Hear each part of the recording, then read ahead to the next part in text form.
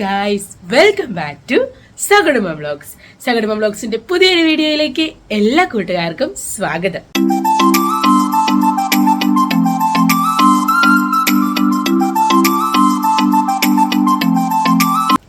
അപ്പം ഇന്ന് നമ്മൾ ഉണ്ടാക്കാൻ പോകുന്നത് കക്കായിറച്ചിയാണ്. ഇതിനു മുമ്പ് നമ്മൾ ഉണ്ടാക്കി വീഡിയോ ഇട്ടിട്ടുണ്ടെങ്കിലും അത് ഒരുപാട് പേര് വീണ്ടും ചോദിക്കുന്നുണ്ട്, കക്കായിറച്ചി റോസ്റ്റ് ഉണ്ടാക്കുന്നത് എങ്ങനെയാണെന്നൊന്ന് കാണിക്കാവുന്നത്.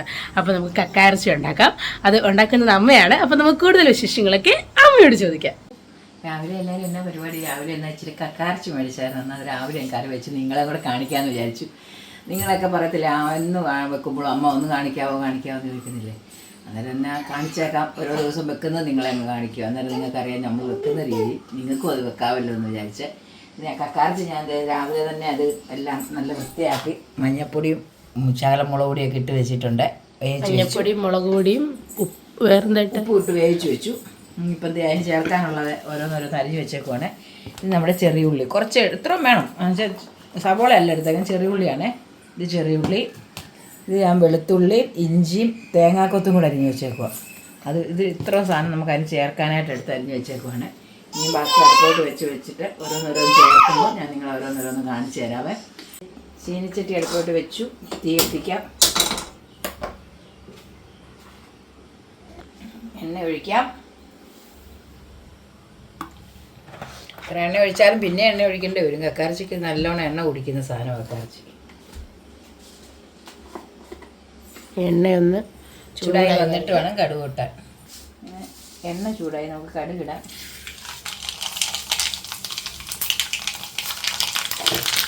കടുക് ഇട്ടതിന് പൊട്ടുവാണ്. എന്നിട്ട് നമ്മൾ അരിഞ്ഞു വെച്ച വെളുത്തുള്ളി ഇഞ്ചിയും തേങ്ങാക്കൊത്തും കൂടെ നമുക്ക് ഇടുവാണ്.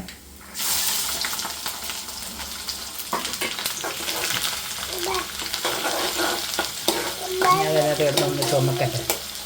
ചെറുതായിട്ട് ചുമന്നാലേ നമുക്ക് പിന്നെ നമ്മുടെ ചുമന്നുള്ളി എടുത്ത് അരിഞ്ഞ് വെച്ചേക്കുന്ന ചുമന്നുള്ളി ഇടാൻ പറ്റുള്ളൂ. ഒന്ന് ചെറുതായിട്ട് മൂത്ത് ചുമന്ന് വരട്ടെ. അങ്ങനെ അതെല്ലാം ഒന്ന് ചുമന്നു. ഇനി നമുക്ക് അതിലോട്ട് ചുമന്നുള്ളി ഇടാവേ. അരിഞ്ഞ് വെച്ച് ചുമന്നുള്ളി ഇനി അതിനകത്തൊന്ന് വഴണ്ടി വന്നിട്ട് നമുക്ക് ബാക്കി പൊടിയേറ്റങ്ങളെല്ലാം ചേർത്ത് വേണം റെഡിയാക്കാൻ. നല്ലപോലെ ഒന്ന് വഴണ്ട് വരട്ടെ. ആക്കാൽ ഉപ്പ് പൊടിയും കൂടി ഇതിൻ്റെ കൂടെ അങ്ങനെ ഇട്ട് കൊടുക്കുക. അതായത് ഉള്ളിയിലൊക്കെ ഒന്ന് ഉപ്പ് പിടിക്കാനായിട്ട്. ഓൾറെഡി നമ്മൾ കക്കായിറച്ചിയിൽ ഉപ്പിട്ടാണ് വേവിച്ചേക്കുന്നത്. ഇതിനൊരു ചെറിയ ഫ്ലേവർ കൊടുക്കാൻ വേണ്ടി മാത്രമാണ് ഇപ്പം നമ്മൾ ഉപ്പിട്ടേക്കുന്നത് കേട്ടോ. കരിയാപ്പിലയും കൂടി ഇട്ടേക്കാം. രണ്ട് കരിയാപ്പില ഊരിയിട്ടത് ഇരുന്നോട്ടെ. കരിയാപ്പില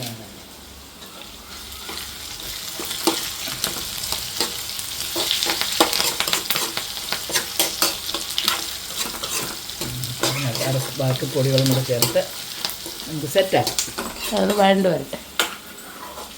അങ്ങനെ നമ്മുടെ ഉള്ളി വെളുത്തുള്ളി ഇഞ്ചി തേങ്ങാക്കൊത്ത കരിയാപ്പില എല്ലാം നല്ല കളർ വന്നിട്ടുണ്ട്. കണ്ടോ, വഴണ്ട് വന്നിട്ടുണ്ട്. കണ്ടോ. ഇനി നമുക്ക് അതിലോട്ട് പയ്യെ പൊടി ഐറ്റങ്ങളിടാം. ആദ്യം മല്ലിപ്പൊടി ഇടുവാണേ. നമ്മുടെ ചെറിയ ഈ സ്പൂണിന് 2 സ്പൂൺ മല്ലിപ്പൊടി. ഇത് എരിവുള്ള മുളക് പൊടി, നമ്മൾ മുളക് പൊടി ഇട്ട വെച്ചുകൊണ്ട് എരിവുള്ള മുളക് പൊടി 1 സ്പൂണ്. എരിവില്ലാത്ത കാശ്മീരി മുളക് പൊടി 2 സ്പൂൺ ഇട്ടിട്ടുണ്ട്, കളറൊക്കെ വേണ്ടേ. പിന്നെ നമുക്ക് വേണ്ടത് കുരുമുളക് പൊടി, അത് 1 സ്പൂണും കൂടാം. കുരുമുളക് പൊടി 1 സ്പൂൺ ഇട്ടു. ഇനി ഇതെല്ലാം കൂടെ ഒന്ന് റെഡി ആകട്ടെ. ഇതിൻ്റെ പച്ചമുളകൊക്കെ ഒന്ന് മാറി ഈ ഉള്ളിയിലൊക്കെ ഒന്ന് പിടിക്കണം അല്ലേ? അതെ.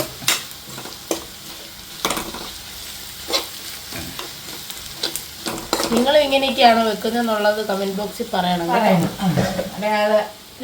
നമ്മൾ വെക്കുന്നതിൽ എന്തെങ്കിലും വ്യത്യാസമുണ്ടോ, ഞങ്ങൾ ഇനി വേറെ എന്തെങ്കിലും കൂടെ കാഡ് ചെയ്യാനുണ്ടോ, അതൊക്കെ നിങ്ങൾക്ക് പറയാം. അതൊക്കെ ഞങ്ങൾ പിന്നീട് വെക്കുമ്പോൾ പരീക്ഷിച്ച് നോക്കാം. നമുക്ക് ഇതിനകത്ത് നമ്മൾ ഗരം മസാലയും കൂടി ഇടുവാണേ.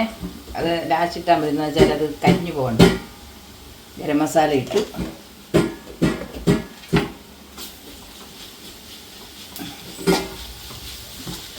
എല്ലാം റെഡി ആയിട്ടുണ്ട്.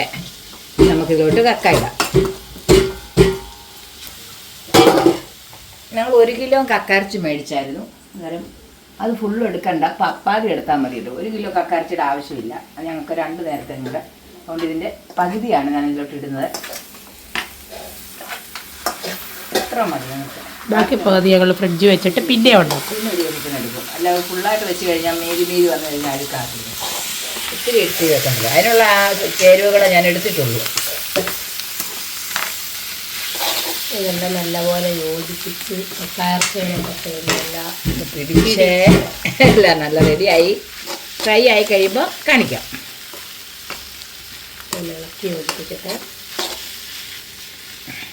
ഇനി നമുക്കിത് അടച്ച് വെച്ച് വേവിക്കാം. അന്നേരം നിങ്ങൾ ചോദിക്കും അമ്മ എന്താ മഞ്ഞൾപ്പൊടി എടുക്കാം? മഞ്ഞൾപ്പൊടിയും മുളകും ഉപ്പും ഇട്ടാണ് ഞാൻ വേവിച്ചത്.